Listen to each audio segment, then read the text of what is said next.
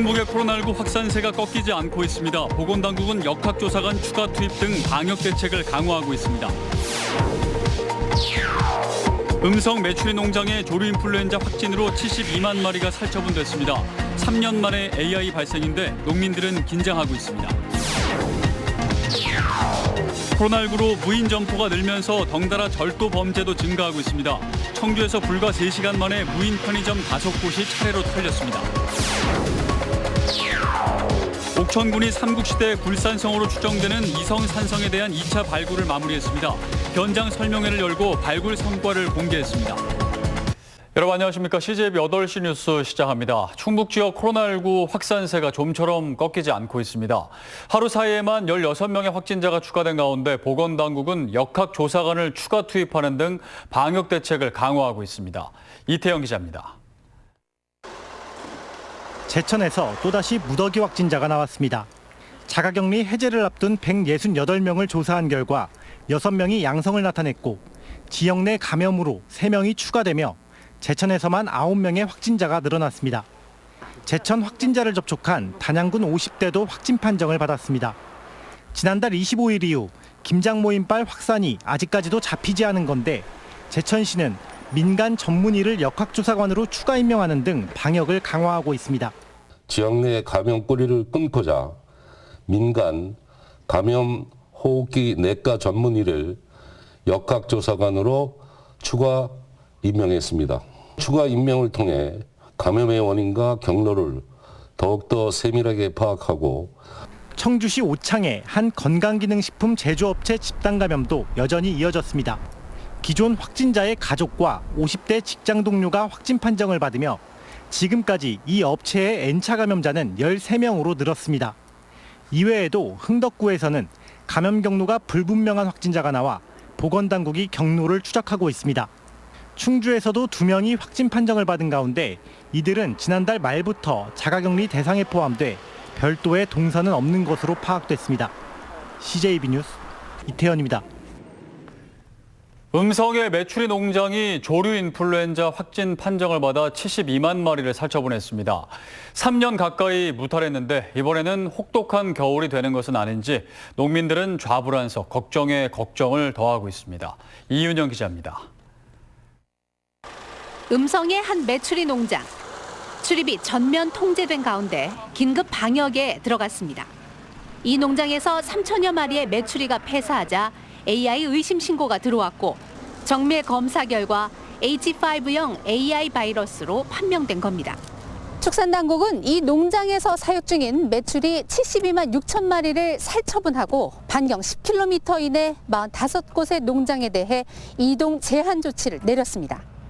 또한 농장의 폐사율을 볼 때 고병원성일 가능성이 크다고 보고 반경 3km 이내 가금류 내농가 26만 마리에 대해 추가 살처분에 들어갈 방침입니다.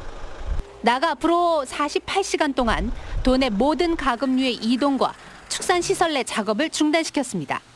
조류 인플루엔자는 지난달 26일 전북 정읍을 시작으로 12월 1일에는 경북 상주, 4일 전남 영암, 6일 경기 여주에 이어 하루 만에 음성에서 발생했습니다. 충북에서 조류 인플루엔자가 발생한 것은 지난 2018년 3월 이후 2년 9개월 만입니다. 유입 인원은 최근 전국 산발적 발생과 연관된 야생조류 분변이 우연히 유입된 것으로 추정하고 있습니다. 따라서 철새의 유입이 증가하는 1월까지 고병원성 AI가 확산될 가능성이 높아 올겨울 코로나19에 이어 조류 인플루엔자가 또 다른 팬데믹으로 번질 우려가 높아지고 있습니다. CJB 뉴스 이윤영입니다. 코로나19의 여파로 경영난이 가중되자 손님이 적은 새벽 시간 직원 없이 무인으로 운영하는 점포가 많아지고 있습니다. 그런데 보안이 취약하다는 점을 노린 절도 범죄도 덩달아 늘고 있는데요. 청주에서는 불과 3시간 만에 무인 편의점 5곳이 차례로 털렸습니다. 먼저 박원 기자입니다. 새벽 시간 편의점에 들어선 한 남성이 계산대에서 금고를 열고 현금 일부와 담배를 챙깁니다. 봉투까지 뜯어 매장을 돌며 쇼핑을 하듯 물건을 주워 담습니다. 다음 날 또다시 나타나 양손에 현금과 담배를 가득 쥐고 달아납니다. 1시간 뒤 다른 편의점에서는 경보음이 울려도 신경조차 쓰지 않고 물건을 훔칩니다. 3인 1조로 차를 타고 움직인 이들은 범행 이틀째인 3시간 동안 청주 일대를 돌며 편의점 5곳을 털었습니다.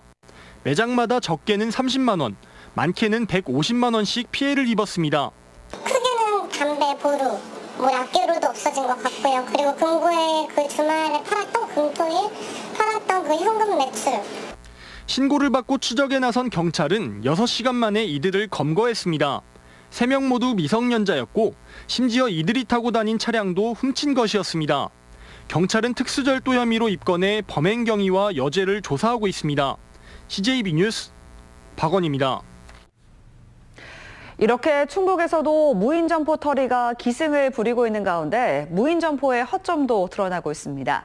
특히 보안이 취약한 게 문제인데 현행 제도로는 그저 점주가 미리 조심하는 것 외에 뾰족한 방법이 없습니다. 이어서 진기훈 기자입니다. 무인 편의점은 신용카드를 인식시켜야 가게 안으로 들어갈 수 있습니다. 보안을 위한 장치입니다. 하지만 훔친 카드로도 문을 열 수 있습니다. 도난 혹은 분실 신고가 된 카드면 인식 자체가 안 되지만 그렇지 않을 경우 입장이 허용됩니다. 도난 혹은 분실 신고가 안 된 카드가 절도에 이용되면 범인 추적도 어려울 수밖에 없습니다.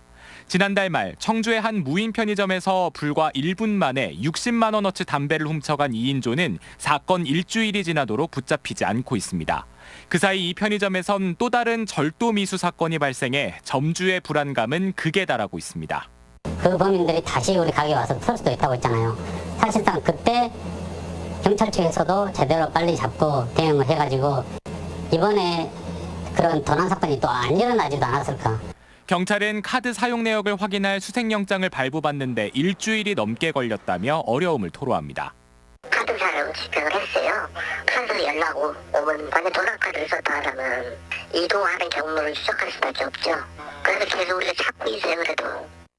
한 편의점은 150만 원어치 물건이 털린 후 CCTV를 확인해 보니 그 전에도 크고 작은 절도 피해를 여러 번 당한 걸 알게 됐습니다.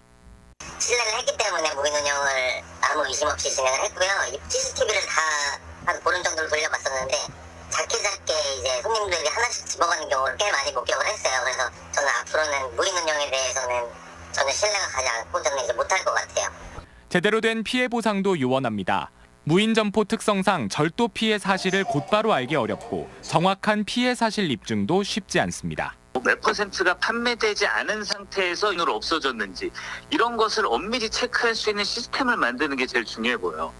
이제 손해배상 청구의 근거를 명확히 하는 방법 외에는 어려운 자영업 경기와 코로나로 인한 언택트 문화를 타고 무인 점포가 확산하는 가운데 취약한 보안 문제를 개선하는 게 숙제로 떠올랐습니다. CJB 뉴스 진기훈입니다. 옥천군이 삼국시대 굴산성으로 추정되는 이성산성에 대한 2차 발굴을 마무리하면서 현장을 일반에 공개했습니다. 성의 용도와 성격을 추정해 볼 수 있는 다양한 유적과 유물이 발굴됐습니다. 구준회 기자입니다. 5세기 신라 소지마립간 때 쌓은 굴산성으로 추정되는 옥천 이성산성입니다. 성벽 안쪽으로 구덩이 60여 개가 무리지어 보입니다. 큰 것은 지름이 2.5m, 깊이는 3m에 달합니다. 곡식 등을 대량으로 보관하던 저장시설로 생각됩니다. 숫자나 크기를 고려할 때 성은 북쪽으로 세력을 뻗어가던 신라의 병참기지였을 것으로 추정됩니다. 신라가 이 지역을 어떠한 거점으로서 활용을 해서 보다 다른 지역으로 나아가는데 뒷받침이 되어주는, 배경이 되어주는 역할을 하지 않았을까. 성벽 건설에는 흙을 시루떡처럼 차곡차곡 쌓아 올리는 판축 기법을 사용한 것으로 확인됐습니다. 이후에는 돌로 성벽을 덧대는 적을 발견했습니다. 조사 결과 신라인들은 오랜 시간 여러 차례 성을 증개축했던 것으로 나타났습니다. 비교적 온전한 형태로 드러난 가로 5.6m, 세로 5.3m의 대형 목각고는 당시 시대상을 밝혀줄 상당량의 유물이 들어있을 것으로 기대하고 있습니다. 6세기에서 7세기에 걸친 토기와 철제 유물도 쏟아져 나왔습니다. 옥천군은 현장 설명회를 열고 이 같은 발굴 성과를 공개했습니다. 연차적으로 학술 조사를 실시할 계획이고 또 그 학술 조사 성과에 따라서 향후에는 국가 지정 문화재인 사적으로 지정을 준비할 계획입니다. 발굴을 마친 면적은 전체의 7%가량. 전문가들은 유적과 유물의 종류와 집적도로 봤을 때 고대 성곽의 구조와 시설을 알 수 있는 중요한 유적으로 평가하고 있습니다. CJB 뉴스 구준혜입니다. 충북교육청은 거리두기 2단계 상향에 따라 등교 수업과 원격 수업을 병행하는 학사 운영 방침을 적용한다고 밝혔습니다. 유치원과 초중학교의 경우 전교생 400명을 초과하면 밀집도 3분의 1을 유지해야 하고 고등학교는 3분의 2 밀집도가 유지됩니다. 전체 초중학교의 35.1%인 136곳, 고등학교는 60.7%인 51곳이 대상입니다. 충북경제포럼 차태환 회장은 오늘 CJB 청주방송을 찾아 3천만 원의 성금을 기탁했습니다. 오늘 기탁금은 충북경제포럼 창립 22주년 기념으로 회원들이 자발적으로 모은 성금입니다. 노영수 충북사회복지공동모금 회장은 기업인들의 정성에 감사의 뜻을 전하며 코로나19로 어려움을 겪는 이웃들을 위해 쓰겠다고 밝혔습니다. 다음은 저희 CJB의 희망 2021 나눔 캠페인 성금을 보내주신 분들입니다. 청주 영운 용암 새마을금고, 청주 용암이동 세원 한아름 아파트 주민 일동이 각각 200만 원의 성금을 보내주셨습니다. 청주 용암이동 소라 아파트 주민 일동 130만 원, 청주 분평 우성 1차 아파트 주민 일동이 100만 원을 기탁했습니다. 청주 용암이동 대원 칸타빌 아파트 주민 일동 40만 원, 청주 분평동 럭키 아파트 주민 일동 33만 원, 청주 영운동 베델 장로교회, 청주 용암이동 효성 아파트 주민 일동이 각각 30만 원, 청주 영운동 K마트 10만 원, 진천 백곡 사송 2길 김정수 씨, 거성산업 주식회사, 청주 영운동 대명전자에서 각각 5만 원의 정성을 보내주셨습니다. 성금을 보내주신 분들께 감사드립니다. 저희 CJB는 연말 연시를 맞아 주변의 어려운 이웃을 돕기 위해 충북사회복지공동모금회 충북적십자사와 함께 새해 1월 말까지 희망 2021 나눔 캠페인을 진행하고 있습니다.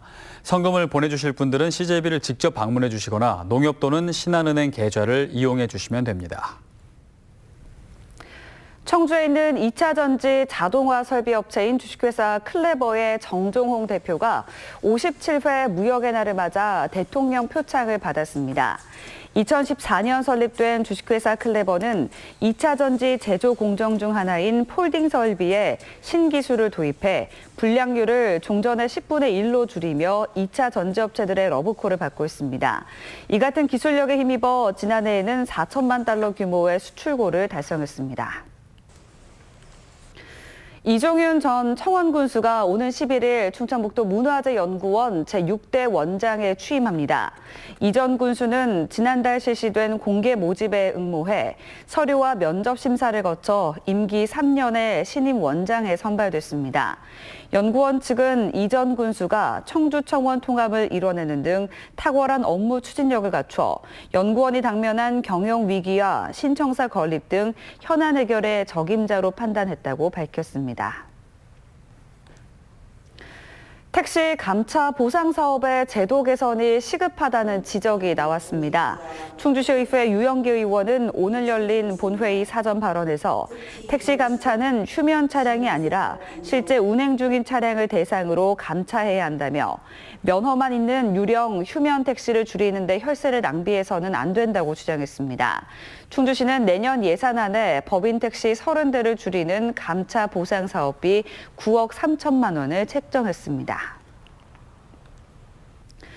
충청북도는 전 도민을 대상으로 한 도민안전보험 보험금으로 올 들어 11월까지 총 44건 5억 6천여만 원이 사망 유가족이나 사고 피해자에게 지급됐다고 밝혔습니다. 보장 유형별로는 농기계 관련 사고가 18건으로 가장 많았고 화재 사고와 익사, 자연재해, 대중교통 순이었으며 강력범죄 피해자도 400만 원의 보험금을 수령한 것으로 파악됐습니다. 충주시가 국민행복민원실 우수기관으로 선정돼 국무총리상과 인증 현판을 받았습니다. 충주시는 올해 민원실을 리모델링하면서 민원인 전용 사무 공간을 비롯해 쉼터와 놀이방을 설치하는 등 업무 처리의 효율성뿐만 아니라 행정 서비스의 질을 향상시킨 것이 좋은 평가를 받았다고 밝혔습니다.